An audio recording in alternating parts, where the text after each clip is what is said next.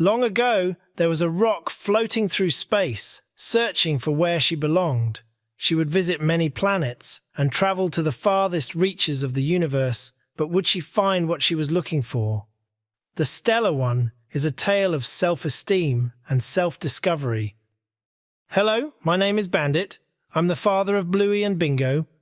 Today I'm going to read you a story called The Stellar One by Daniel Errico.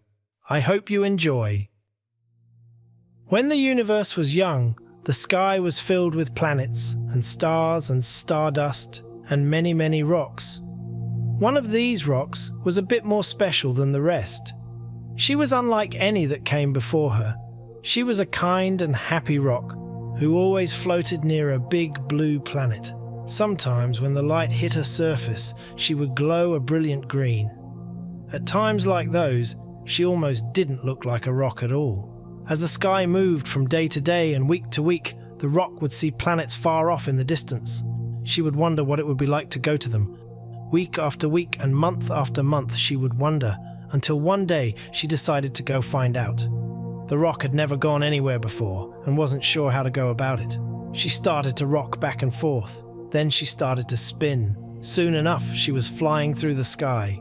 As she left, clouds swirled on the big blue planet. For it was sad to see her go, and when planets cry, there is a rainstorm. At first, the rock was not good at moving.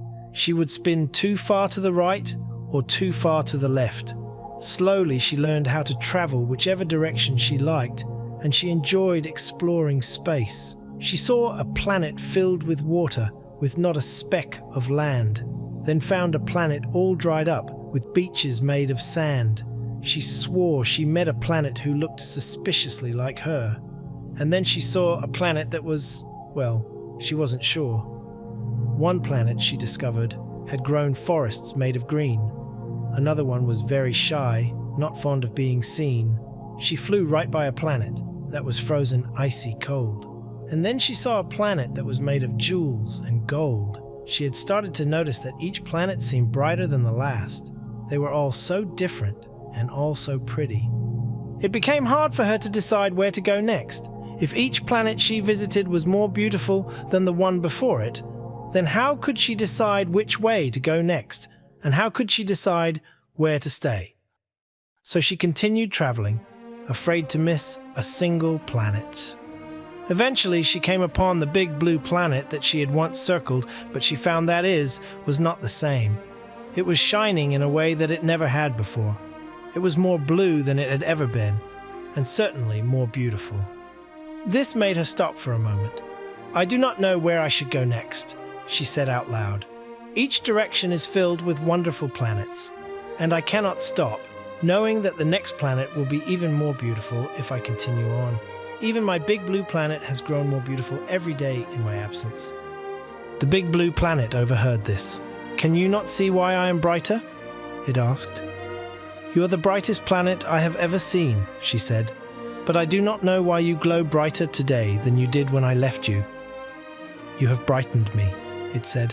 "But I am just a rock," she replied. "You are no longer just a rock like the day you left me," said the big blue planet. "You have grown bold and bright.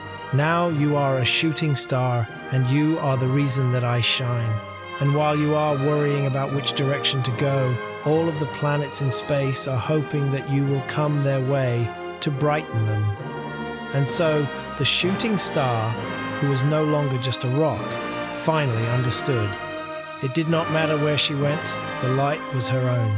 So the rock sat there for a moment by the bright blue planet and wondered, should I keep traveling, or should I fly around the big blue planet and grow brighter with it each day?